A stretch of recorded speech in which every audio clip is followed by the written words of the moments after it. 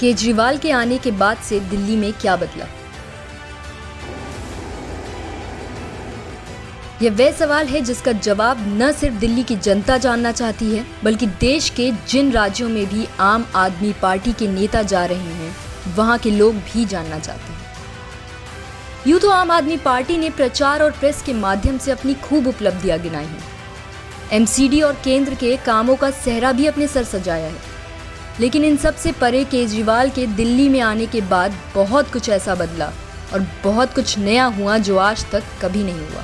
आइए एक एक कर केजरीवाल की कुछ ऐसी उपलब्धियों पर नजर डालते हैं जो पिछले 6 सालों में हासिल हुई है, और केजरीवाल सेना ने इन उपलब्धियों पर कभी मुंह नहीं खोला। दिल्ली लगातार तीसरी बार दुनिया की सबसे प्रदूषित राजधानी बनी। प्रदूषण की वजह से दिल्ली में एक साल में 54,000 लोगों ने अपनी जान गंवा दी।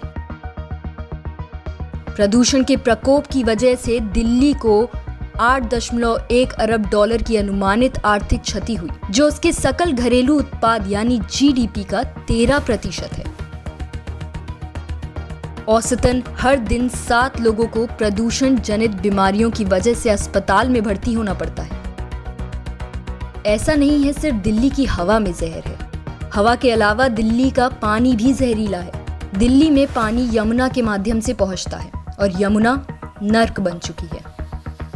यमुना में अमोनिया की मात्रा 7 ppm तक पहुंच गई है, जबकि दिल्ली जल बोर्ड के प्लांट महज 0.8 ppm तक अमोनिया को ट्रीट कर सकते हैं। एक शोध के मुताबिक हर साल तकरीबन 1 लाख लोगों को पानी जनित बीमारियों की वजह से अस्पताल जाना पड़ता है। साफ पानी न मिलने की वजह से लोगों में डायरिया, लिवर से जुड़ी बीमारियां, हेपेटाइटिस ए और हेपेटाइटिस ई, आंत की बीमारियां, टाइफॉइड और पेट में गैस जैसी कई जानलेवा बीमारियों से पीड़ित होना पड़ता है। अब केजरीवाल के स्वास्थ्य व्यवस्था को वर्ल्ड क्लास बनाने के दावे पर आते हैं। केजरीवाल ने मोहल्ला क्लिनिक का कॉन्सेप्ट लॉन्च किया, कहा कि यह वर्ल्ड क्लास है, हालांकि यह इतनी बड़ी महामारी में किसी काम नहीं आया। हाईकोर्ट ने भी पूछ लिया कि अगर यह आपदा के दौर में काम नहीं आ सकते तो इनका क्या उपयोग है। आज की तारीख में मोहल्ला क्लिनिक शराबियों और जुआरियों का अड्डा बनकर रह गए हैं।